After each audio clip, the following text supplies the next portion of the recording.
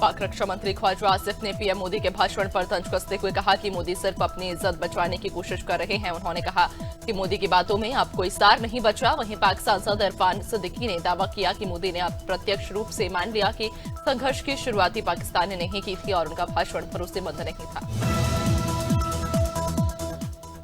Drone दिखने और cease fire उल्लंघन के बाद जम्मू कश्मीर, पंजाब और राजस्थान में मंगलवार सुबह हालात सामान्य। सांबा और पठानकोट में एयर डिफेंस ने ड्रोन के मार गिराए, जबकि होशियारपुर में 5 से 7 धमाके सुने गए।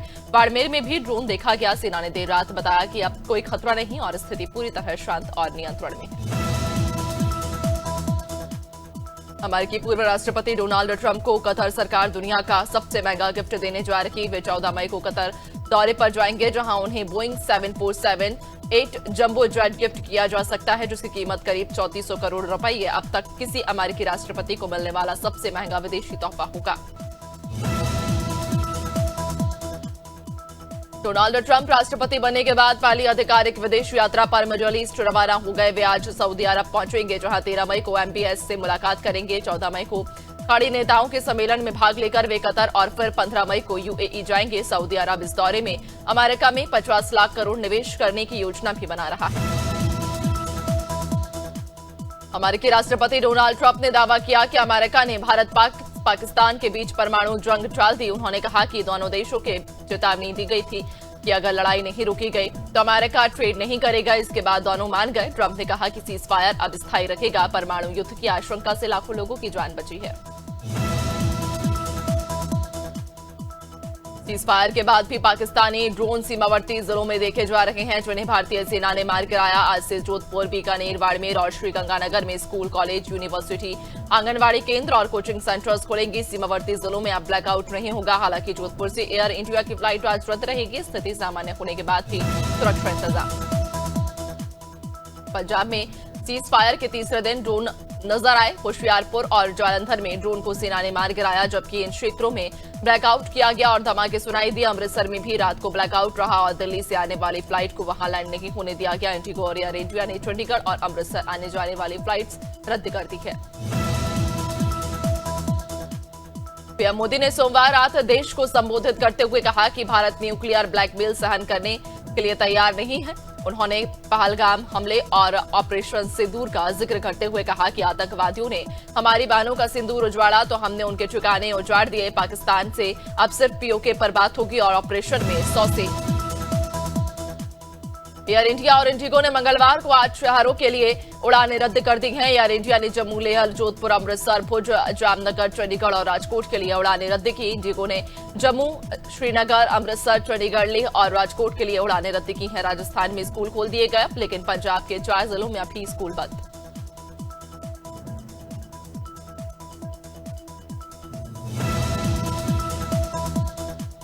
Central board of secondary education यानी CBSE ने 12वीं बोर्ड परीक्षा के रिजल्ट जारी कर दिया। 88.39% स्टूडेंट्स पास हुए। पिछले साल की तुलना में पास होने वालों का प्रतिशत 0.41% बढ़ा। लड़कियों ने लड़कों से बेहतर प्रदर्शन किया। लड़कियों का पास प्रतिशत 91% से ज्यादा रहा, जो लड़कों से 5.94% अधिक है।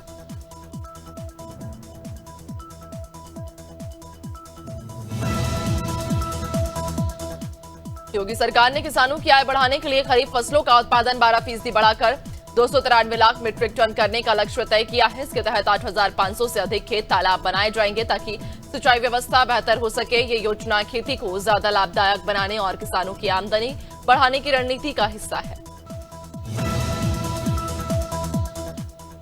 अमृतसर में नकली शराब पीने से 14 लोगों की मौत हो गई, वहीं 6 लोगों का इलाज जारी। पुलिस ने 4 लोगों को गिरफ्तार कर लिया। पुलिस का कहना कि शराब जहां जहां से मंगाई है, हम पूरे तंत्र को खत्म कर देंगे। सरकार की ओर से हमें निर्देश है कि नकली शराब का सेवन कराने वाले लोगों के खिलाफ सख्त से सख्त कार्रवाई की जाए।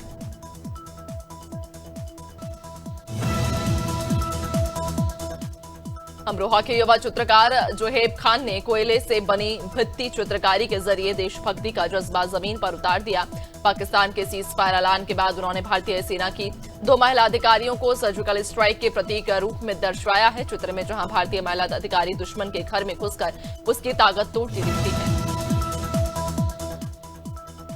बुरहानपुर में कांग्रेस द्वारा निकाली गई न्याय यात्रा के बाद पार्टी के अल्पसंख्यक नेता डॉक्टर फरीद काजी का गुस्सा फूट पड़ा। उन्होंने आरोप लगाया कि यात्रा नमाज के बाद निकलनी थी, लेकिन तय समय से पहले की निकाल दी गई, जिससे वे शामिल नहीं हो पाए। उन्होंने कहा कि कांग्रेस में कुछ ऐसे लोग हैं जो उन्हें नहीं चाहते कि टोपी पहनने वाले लोग देशभक्ति के कार्यक्रमों में हिस्सा लें।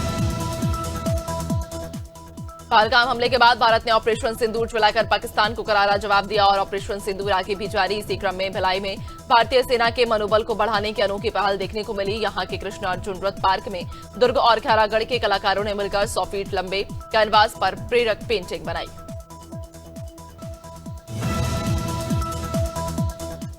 फतेहपुर में शराब के नशे में धुत भतीजों ने चाचा की ईंट से कुचलकर हत्या कर दी। मामला गाजीपुर थाना क्षेत्र के ककरैया गांव का। बताते हैं कि दोनों भतीजे शराब के नशे में धुत थे। इसी दौरान ये दोनों की किसी बात को लेकर आपस में झगड़ा कर रहे थे, तभी बीच बचाव करने आए चाचा की भतीजों ने बेरहमी से हत्या कर दी।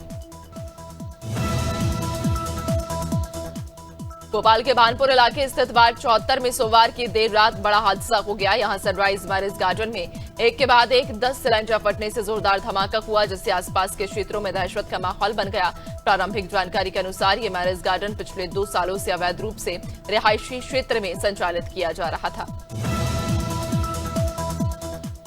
दिल्ली के बाहरी उत्तरी जिले में बीते 24 घंटे में 2 बड़ी वारदातों को अंजाम दिया गया। पहला मामला बवाना सेक्टर 3 का, जहां एक युवक की लूटपाट के दौरान बेरहमी से हत्या कर दी गई। वहीं समयपुर बदली रोहनी सेक्टर 18 के पास एक और खौफनाक हमला सामने आया। यहां एक बाइक सवार युवक पर 2 अज्ञात बदमाशों ने करीब 8 से 10 राउंड ताबड़तोड़ गोलियां बरसाई।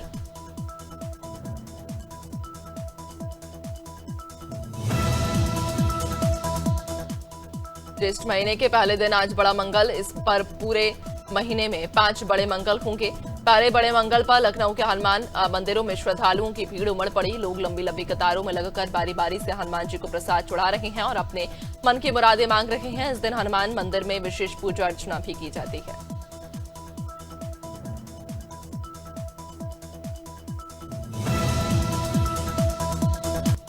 सवाई माधोपुर के रणथंभौर टाइगर रिजर्व में 1 महीने के अंदर टाइगर के हमले में 2 लोगों की मौत हो गई। दोनों पर हमला एक ही बाघिन ने किया। बता दें कि पिछले महीने 16 अप्रैल को रणथंभौर में कनकचुई के हमले से 7 साल के कार्तिक सुमन की मौत हुई थी और अब 11 मई को टाइगर हमले में रणथंभौर के रेंजर देवेंद्र चौधरी को अपनी जान गंवानी पड़ी।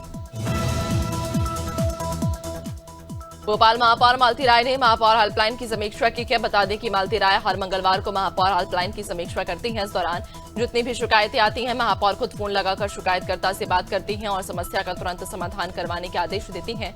1 मई से अब तक 1231 शिकायतें आई हैं। धौलपुर जिला कारागार में एक कैदी की तबीयत बिगड़ने से मौत हो गई। बता दें मृतक की पहचान महावीर के रूप में हुई, जो बीते 2 महीने से भरण पोषण मामले में न्यायिक हिरासत में था। वहीं सोमवार शाम उसकी तबीयत अचानक खराब हो गई, जिसके बाद उसे इलाज के लिए जिला अस्पताल ले जाया गया, जहां डॉक्टर ने कैदी को मृत घोषित कर दिया।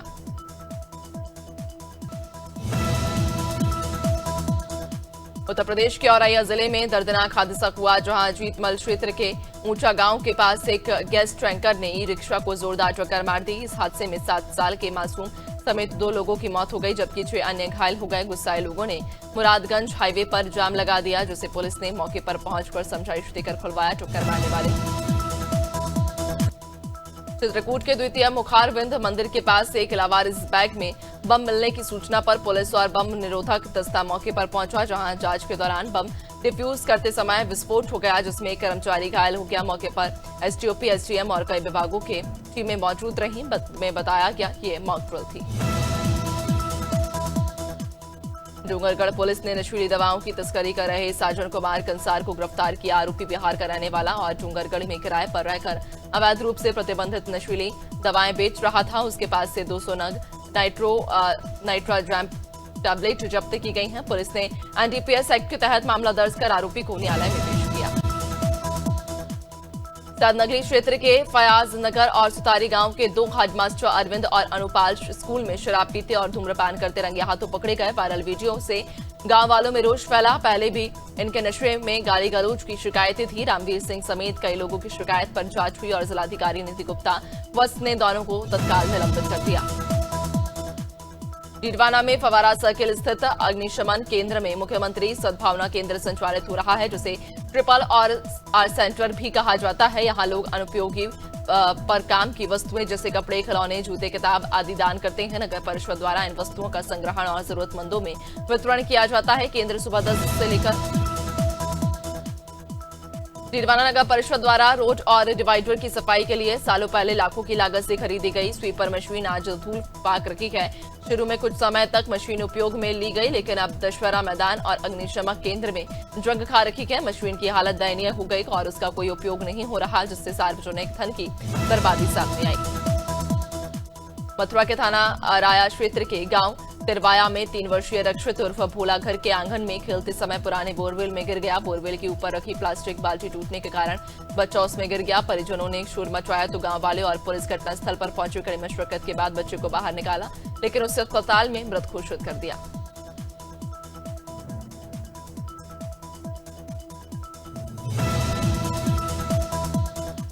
शिवपुरी जिले के करैरा थाना में पदस्थ आरक्षक मलखान सिंह गुर्जर को पुलिस अधीक्षक अमन सिंह राठौर ने सोशल मीडिया पर वायरल वीडियो के आधार पर निलंबित कर दिया। वीडियो में आरक्षक कॉलेज छात्र साहिल जाटव से वाहन ट्रैकिंग के दौरान अभद्र भाषा में बात करता हुआ और पैसों की मांग करते हुए नजर आया।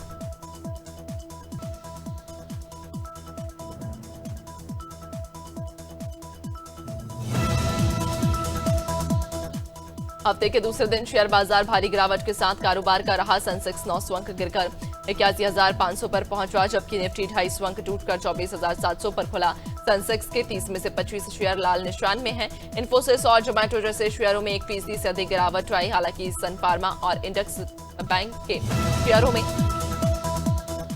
देश भर में 3 घंटे के डिजिटल ब्रेकडाउन के बाद अब यूपीआई सेवा बहाल कर दी गई है। पेटीएम, गूगल पे और फोन पे जैसे प्रमुख प्लेटफॉर्म अचानक बंद हो गए थे, जिससे लोग ऑनलाइन पेमेंट नहीं कर पा रहे थे। इससे देश भर में डिजिटल लेन देन ठप हो गया। बता दें, मार्च 2025 में यूपीआई ने 18.30 अरब ट्रांजैक्शंस का रिकॉर्ड बनाया था।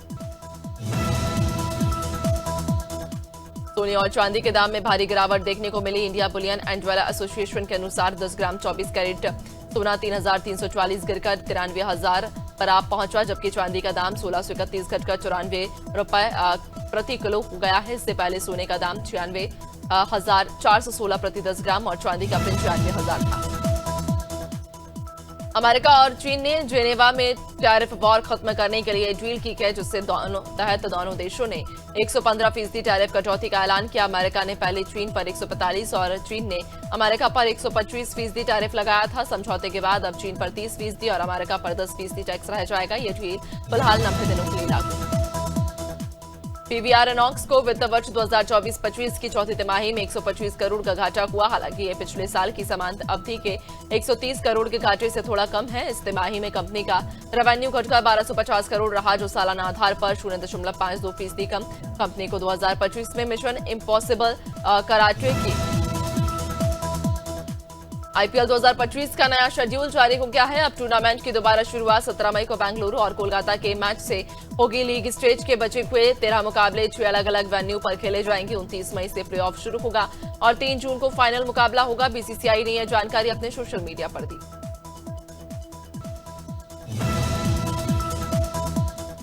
टेस्ट क्रिकेट से संन्यास के अगले दिन विराट कोहली अपनी पत्नी अनुष्का शर्मा के साथ वृंदावन पहुंचे। मंगलवार सुबह दोनों केलीकुंज आश्रम में प्रेमानंद महाराज से मिलने पहुंचे और करीब 2.5 घंटे वहां रुके। विराट ने महाराज से 15 मिनट बातचीत की और आश्रम के कार्यों को भी करीब से देखा। सुबह 7:20 पर पहुंचे कोहली।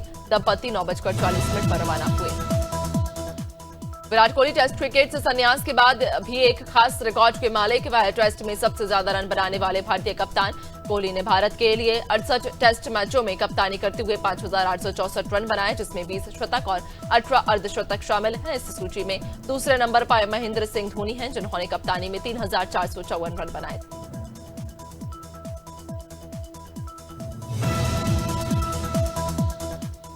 स्वीडन के नए राष्ट्रीय सुरक्षा सलाहकार टोबायास फ्रीबर्ग ने एक डेटिंग ऐप पर आपत्तिजनक तस्वीरों के कारण इस्तीफा दे दिया। सरकार को इन तस्वीरों की जानकारी बाद में मिली, जिस पर सवाल उठे। प्रधानमंत्री ऑफ क्रिस्टर्स ने इसे सिस्टमिक फेलियर बताया कि इतनी अहम जानकारी नियुक्ति से पहले सामने नहीं आई।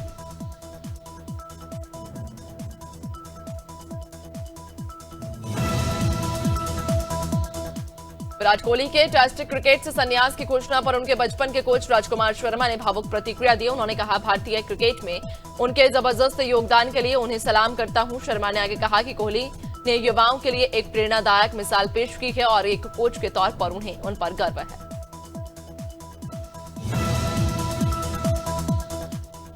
भारत पाक तनाव के बीच बॉलीवुड ने भी कड़ा रुख अपनाया। फिल्मों और म्यूजिक एल्बम्स के पोस्टर्स से पाकिस्तानी कलाकारों की तस्वीरें हटाई जा रही। रईस में माहिरा खान अब शाहरुख के साथ नहीं दिख रही। वहीं सनम तेरी कसम के पोस्टर से मावरा हकीने की तस्वीर हटाई गई है। फाबदा खान जैसे सितारे भी बॉयकॉट की।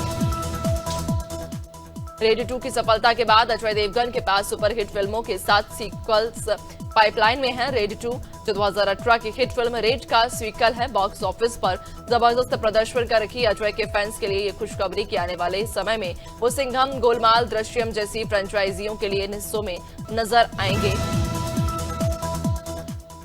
पीएम मोदी के ऑपरेशन सिंदूर पर राष्ट्र को संबोधित करने के बाद अब एक्टर आमिर खान ने भी सैनिकों को सलाम किया। आमिर ने अपने प्रोडक्शन हाउस के इंस्टाग्राम पर लिखा, ऑपरेशन सिंदूर के हीरोज को सलाम। उन्होंने सेना की बहादुरी और देश की सुरक्षा के प्रति समर्पण को सराहा। साथ ही पीएम मोदी की लीडरशिप की तारीफ करते हुए लिखा, जय हिंद। महाकुंभ से वायरल हुई मोनालिसा अब मुंबई पहुंच गई हैं और उनकी जिंदगी पूरी तरह बदल चुकी है। सोशल मीडिया पर उनका एक वीडियो वायरल हो रहा जिसमें वे फेरी राइड का मजा लेती दिख रही हैं। उनके चेहरे पर खुशी साफ झलक रही है। मुंबई में उन्होंने टीवी एक्ट्रेस काजवी सिंह से भी मुलाकात की। फैंस मोनालिसा की ये प्रगति देखकर बेहद खुश हैं। केसरी वीर फिल्म से सूरज पंचोली 4 साल बाद बॉलीवुड में वापसी कर रहे हैं। इस फिल्म के जरिए आकांक्षा शर्मा भी डेब्यू करेंगी।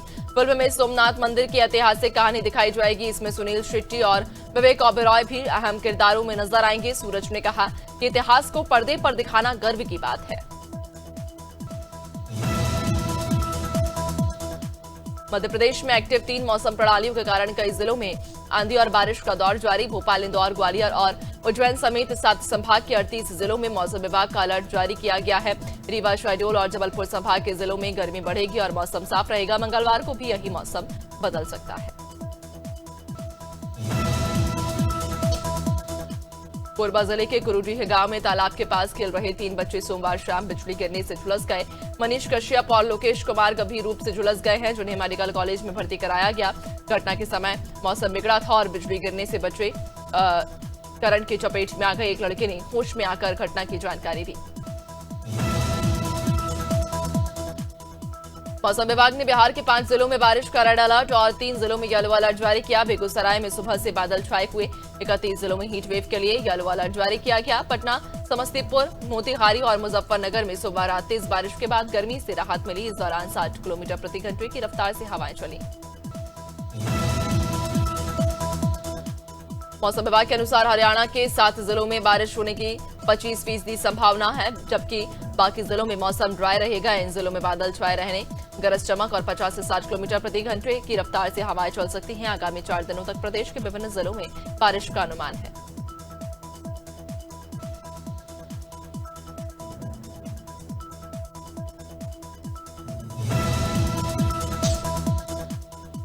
झारखंड, केरल और तमिलनाडु के में उमस बढ़ने की संभावना। वहीं बिहार, पश्चिम बंगाल और सिक्किम में हीटवेव का अलर्ट जारी किया गया है। इन राज्यों में तापमान 35 डिग्री सेल्सियस से 43 डिग्री सेल्सियस के बीच रहने का अनुमान।